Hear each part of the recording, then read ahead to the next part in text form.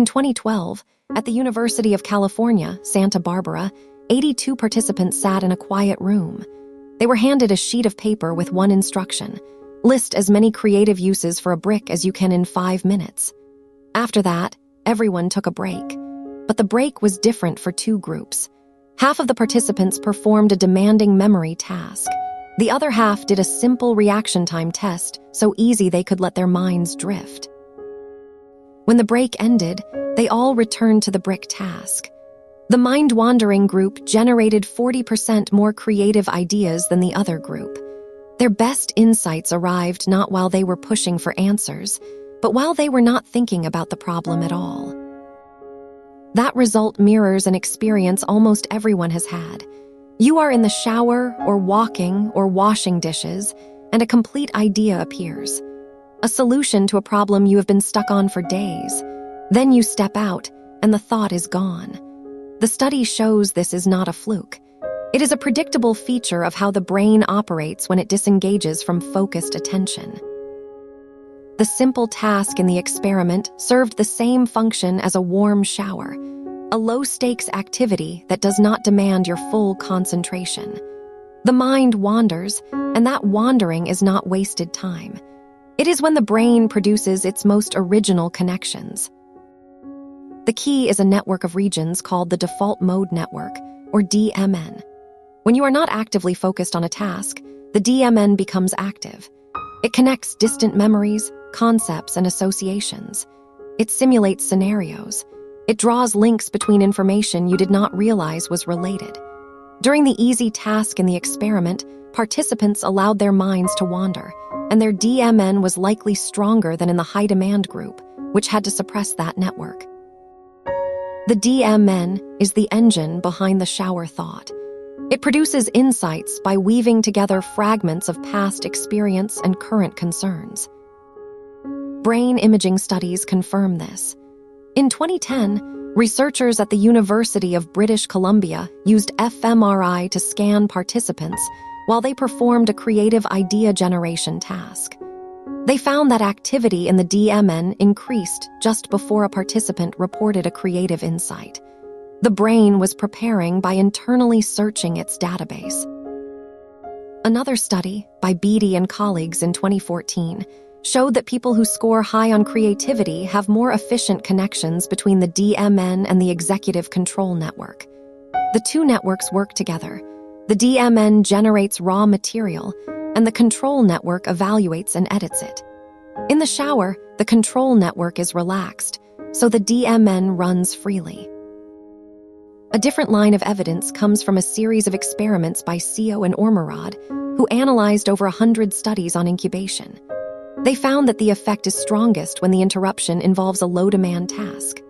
A complex interruption, like solving math problems, often blocks incubation. The mind needs to wander, not to switch to another high-focus activity. That is why walking works better than reading a dense article, and why showering works better than checking email. The type of distraction matters. The brain requires a state that is alert but unfocused. But not every problem benefits from letting your mind wander.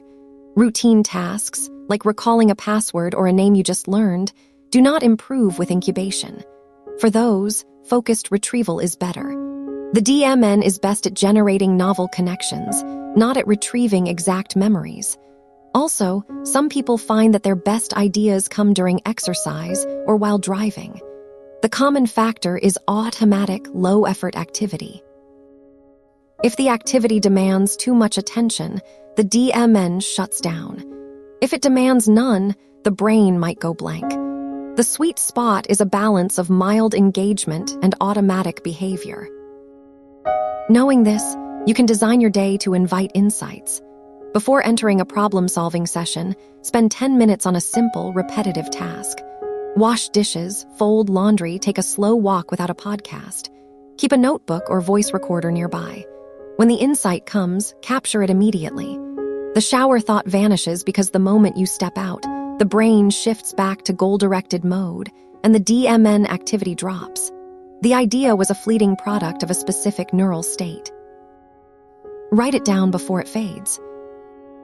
Why do the ideas vanish so quickly? It is partly a memory encoding problem. When you are in the shower, your brain is in a relaxed, associative state. The idea is formed as a weak neural pattern. To remember it, your brain needs to shift to a focused encoding state, but the shift itself disrupts the pattern. The act of reaching for a towel engages the executive control network, which suppresses the DMN. The insight was not stored in long-term memory because it was never consolidated. That is why a quick note helps. It forces encoding before the neural window closes. The most famous shower thought in history belongs to Archimedes. He stepped into a bath, noticed the water rise, and solved a problem about measuring the volume of a crown. He reportedly ran through the streets naked, shouting, "Eureka!" That story captures the same pattern. A problem, a period of relaxed immersion, and a sudden insight.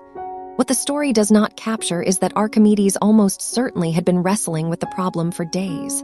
The bath did not create the solution out of nothing.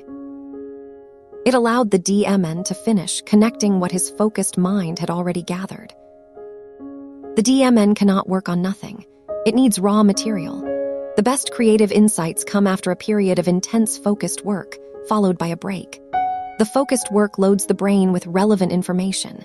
Then the break lets the DMN reorganize that information. Without the prior effort, the shower produces only random thoughts. That is why the phenomenon is called the shower thought paradox. Your best ideas wash away, but only if you brought them to the shower with you in the first place. The insight is not a gift. It is a result of preparation and incubation. Sleep provides an even more powerful form of incubation. In 2017, researchers at the University of Utah had participants solve a series of math problems that had a hidden shortcut. One group slept after learning the problems, another stayed awake. The sleep group was more likely to discover the shortcut the next day. Sleep consolidates memories and makes connections. The DMN is active during certain sleep stages, and dreaming itself may be the DMN's output. But sleep is not practical for every problem. The shower offers a similar effect in a shorter, more controllable window. Some people report having frequent shower thoughts, while others rarely do. Research suggests that people who score high on openness to experience tend to have more mind-wandering episodes. They also tend to remember more of their insights. But capturing the idea is a separate skill. It involves a quick switch from the DMN to the executive network to encode the idea. People who keep a notebook or voice memos train their brain to make that switch faster. Over time, the act of capturing becomes part of the routine, and fewer ideas are lost. Organizations are starting to apply this. Some companies include thinking rooms with comfortable chairs and no screens. They encourage employees to take breaks that let the mind wander. The lesson is not to schedule constant focus. The best problem-solving state is a rhythm, intense focus, then a low-demand break, then return to focus. The shower is not the only place. Any automatic activity works, walking a familiar route, knitting, even staring out a window. The key is to resist the urge, to grab your phone during the break. So the next time you step out of the shower and realize you have already forgotten the brilliant idea, you understand why. It was not a failure of your memory. It was a sign that your brain was doing exactly what it should, using the quiet moments to make connections that your focused mind cannot see. The idea will come back, or another will come, if you let yourself return to that state. The shower thought paradox is not a glitch. It is the brain's natural creative cycle. The only trick is to listen before the water stops.